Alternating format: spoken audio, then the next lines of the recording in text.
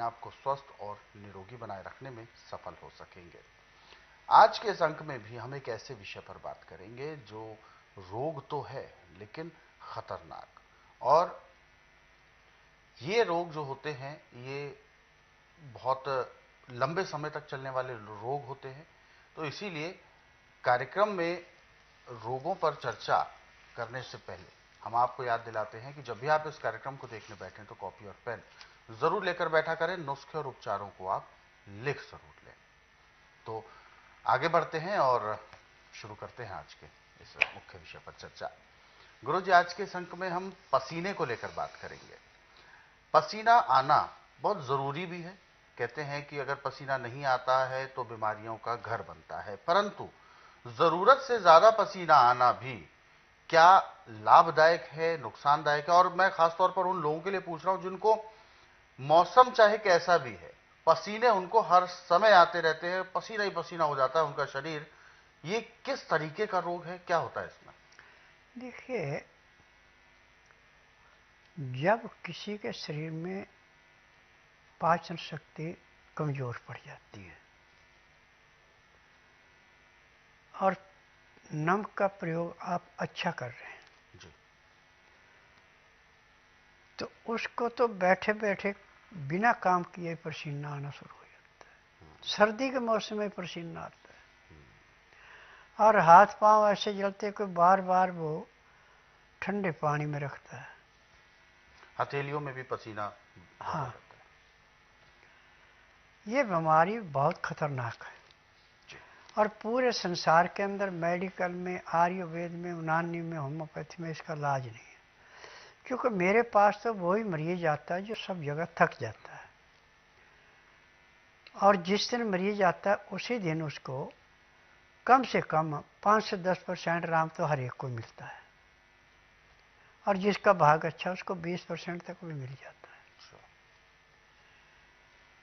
पसीना आने का मुख्य कारण है कि आपका लीवर ने काम पूरा किया नहीं, अंदर आपकी पाचन शक्ति खराब हो गई और अंदर जो गैस बनी उसने नसों के अंदर एक किस्म का गुब्बारा पैदा कर दिया, जिससे कि क्योंकि हमारा खून जो है वो 25% है, 75% इसमें पानी होता है और तेज नमक खाने वाले को पसीना ज़्यादा आता है। सबसे पहले तो उसका नमक बंद करा दो और उसको मीठा खाना दो या फिक्का खाना दो। दूसरे नंबर पे उसको भी शायद अदरक का रस, पपीता, ये 3 चीज़ें उसको देनी है।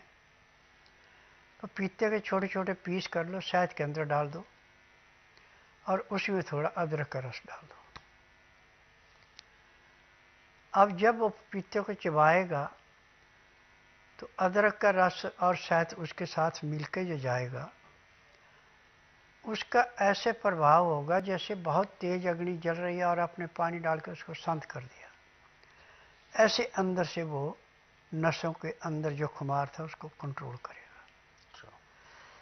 जब वो कंट्रोल हो गया और पित्ते ने पचाना शुरू कर दिया, क्योंकि पपीता पका हुआ शहद के साथ जाके और अदरक के रस के साथ जाके जैसे मैले कुचैले कपड़े को गर्म पानी में सोडा डाल के साफ करते हैं, ऐसे लीवर को साफ करेगा। लीवर ने काम करना शुरू कर दिया, पैंक्री ने इंसुलिन बना दी, अब पित्ते में तेजाब नहीं रहा, नॉर्मल हो गया। अब पसीना कहाँ से आएगा? हफ्ता 10 दिन इसके अलावा कुछ नहीं देना, अन्न बिल्कुल बंद, नमक बिल्कुल बंद, पसीने का नाम ही नहीं रहा। परंतु एक बात का ध्यान रखना कि रात को आपको 9 बजे सोना अति आवश्यक है। सुबह 4 बजे आपकी नींद ऐसे खुलेगी जैसे घड़ी पे अलार्म लगाया है। पेशाब भी अच्छा आएगा उस टाइम, पेट भी अच्छा साफ होगा। पहले पेट साफ होगा, पेशाब बाद में आएगा। जितना आपका पेट अच्छा साफ होगा उतना ही आपको आराम ज़्यादा मिलेगा। फिर आके दातन कूड़ा करके आधा घंटा कपाल भाती, 15 मिनट भस्त्रिका 8-10 बार अग्निसार, 15-20 बार उज्जयी, 25-30 बार ब्रह्मणी, 1 घंटा लोन वलोन करना अति आवश्यक है। अब आपके पास टाइम है तो मंडूकासन, पवन मुक्तासन, गौमुखासन, सब आसन, सर्वांगासन, हल आसन, शीश आसन, बटरफ्लाई। यदि इतना कार्य आप हर रोज कर लेते हैं तो मैं दावे से कह सकता हूं कि जब तक आपके शरीर में सांस है तब तक आपको किसी डॉक्टर हकीम के पास जाने की जरूरत नहीं है, ना ही आपको रोग होगा। परंतु चाय नहीं पीनी। चाय की पत्ती की जगह चीनी बिल्कुल नहीं प्रयोग में लानी। पानी के अंदर या तो अमरूद के पत्ते उबाल लें या आम के पत्ते उबाल लें, उसमें आप थोड़ा सा गुड़ मिला लें, उसको पिएं। आपके शरीर में ऐसे फुर्तीलापन आएगा जैसे बिजली का स्विच दबाते ही और बल्ब में लाइट जल जाती, ऐसे शरीर में ऊर्जा फैलती है। और आज पूरे संसार के अंदर बिजनेस तो बहुत बढ़िया हो गए।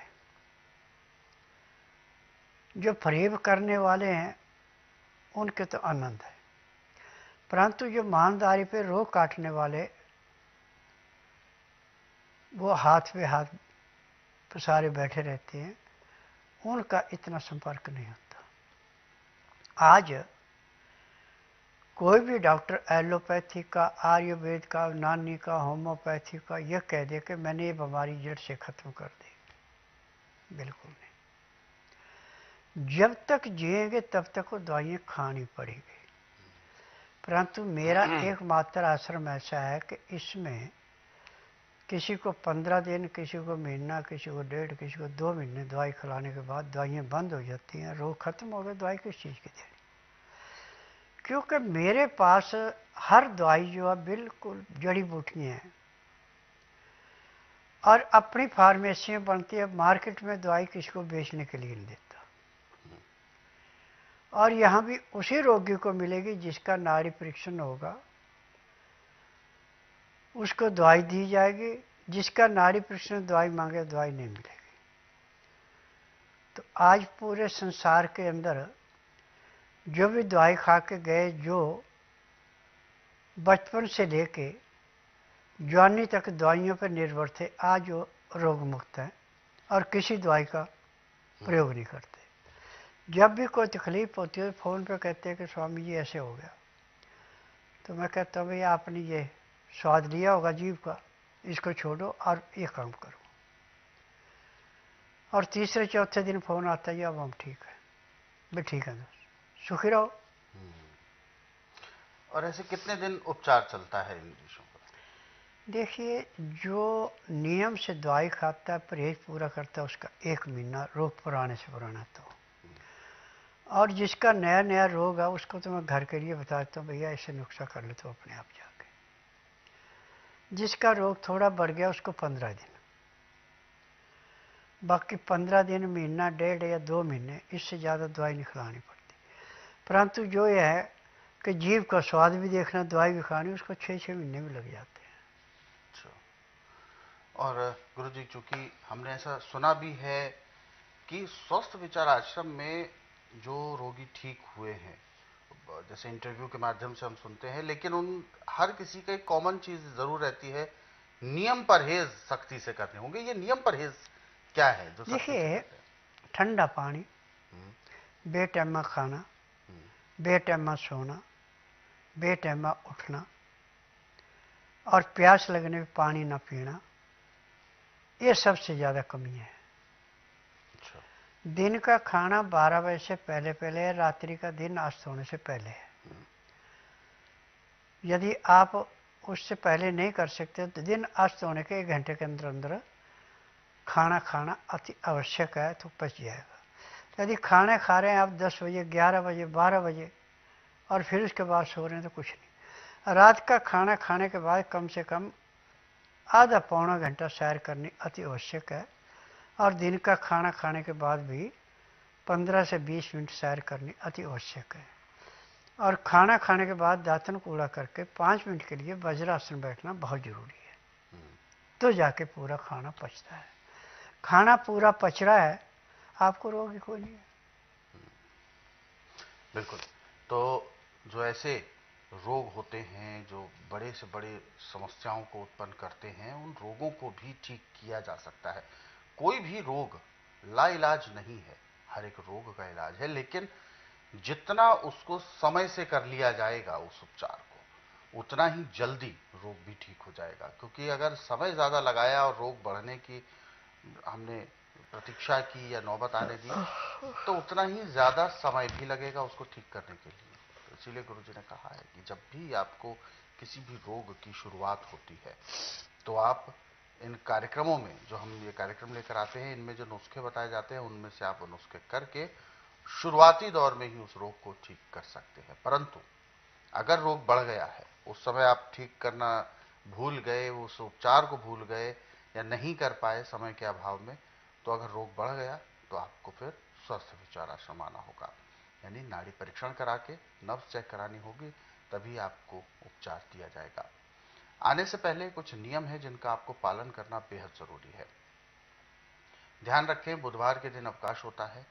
गुरुवार से लेकर मंगलवार के बीच में आप आ सकते हैं। सुबह आपको 9 बजे पहुंचना होगा, तभी आपका नाड़ी परीक्षण होगा, यानी 10 बजे से 12 बजे तक 2 ही घंटे के लिए गुरुजी बैठते हैं नाड़ी परीक्षण करने के लिए। इसी दौरान जितने भी रोगी होते हैं उन सभी का नाड़ी परीक्षण किया जाता है। और खाली पेट आपको आना है, इस बात का आप जरूर ध्यान रखें, क्योंकि जिस दिन भी आपको आना है सुबह, तो उससे पहले 12 घंटे आपका पेट खाली होना जरूरी है। यानी जिस दिन आप सुबह आएंगे उससे पहले रात्रि में भोजन जो आप करना है आपको, वो 9 बजे तक आप कर लें। फिर मुंह हाथ धोएं, कुल्ला करना है, थोड़ा सा रेस्ट करना है, तो यानी 10 बजे के बाद, रात्रि 10 बजे से सुबह जब तक कि नाड़ी परीक्षण नहीं हो जाता, बिल्कुल भी कुछ नहीं खाना है, कुछ भी नहीं पीना है, पानी की एक बूंद भी नहीं पीनी है। इस बात का विशेष ध्यान रखें, तभी नाड़ी परीक्षण होगा। बाकी आप अधिक जानकारी लेना चाहते हैं तो हेल्पलाइन नंबर्स पर आप कॉल कर सकते हैं। दिन के समय में कॉल करें, सुबह 10 बजे से शाम 5 बजे के बीच। नंबर आपकी टीवी स्क्रीन पर है, आप अपने मोबाइल में इन नंबर्स को सेव जरूर कर लें। आगे बढ़ते हैं अगले सवाल पर, और जो हमें मैसेजेस आए हुए हैं दर्शकों के, ये मैसेज हमें आया है हेमलता जी का, और टॉन्सिल की समस्या से परेशान है, 32 वर्ष की उम्र है, और टॉन्सिल धीरे धीरे ज्यादा बढ़ गया है। पहले बहुत नॉर्मल था, लेकिन अब बहुत ज्यादा तकलीफ दे रहा है, और ये चाहते हैं कि किसी तरीके के कोई केमिकल्स या एलोपैथ में ना जाकर क्या कर सकते हैं आयुर्वेद के माध्यम से। देखिए, टॉन्सिल की दवाई पूरे संसार के अंदर ना मेडिकल में ना आयुर्वेद में, और मेरे पास टॉन्सिल ऐसे समाप्त होते हैं जैसे जलती अग्नि में पानी डाल के अग्नि शांत होती है, क्योंकि उनमें केमिकल होते हैं। मेरी दवाइयों में कोई केमिकल नहीं, मैं जड़ी बूटियों से इलाज करता हूँ। आप जिस दिन मेरे पास आएंगे उसी दिन आपको कम से कम 15% आराम तो जरूर मिलेगा, और महीने 1.5 महीने में आपका जितना भी रोग है वैसे समाप्त होगा जैसे जलती अग्नि में पतंगा नष्ट होता है। क्योंकि थायराइड, टॉन्सिल, ठंडा पानी, बासी खाना, बेटैमा खाना, फ्रिज की रखी चीज़ें, ये इस बीमारी को दिन दुगने रातें चौगुनी बढ़ाते हैं। और जब तक आप मेरे पास नहीं आते तब तक आप इतना करें कि अदरक 5 ग्राम, सिंधा या काला नमक 2.5 ग्राम, काली मिर्च 5 दाने, शहद के 2 चम्मच, ये मिला के आप चूसते रहें। एक बारी में 10 ग्राम चूसने में आपने 20 मिनट लगाने हैं। 4-4 घंटे बाद इसको चूसते रहें। जब प्यास लगे तो इसके चूसने के 1 घंटे बाद गुनगुना पानी पिएं, तो इससे आपको थोड़ी राहत मिल जाएगी। तो आप इन छोटे छोटे नुस्खे जो बताए हैं गुरुजी ने, इसको आप करें, इससे आपको टेम्परेरी रिलीफ मिलेगा, थोड़ा सा रिलैक्स मिलेगा, और फिर आप समय निकालकर जल्द से जल्द स्वस्थ विचार आश्रम आ सकते हैं। इससे आप जो यहाँ पे औषधियाँ मिलेंगी उससे आपका ये रोग जड़ से समाप्त हो पाएगा। बाकी आप अधिक जानकारी लेना चाहते हैं तो हेल्पलाइन नंबर्स पर आप अवश्य कॉल कर सकते हैं। और दर्शकों, यदि आप भी इस कार्यक्रम से जुड़ना चाहते हैं, किसी भी तरह का कोई सवाल है तो आप हमें कॉल करें या व्हाट्सएप के जरिए मैसेज भेज सकते हैं। जो दर्शक हमारे साथ जुड़े हुए हैं अभी लाइन पर, उनको शामिल कर लेते हैं कार्यक्रम में। हेलो।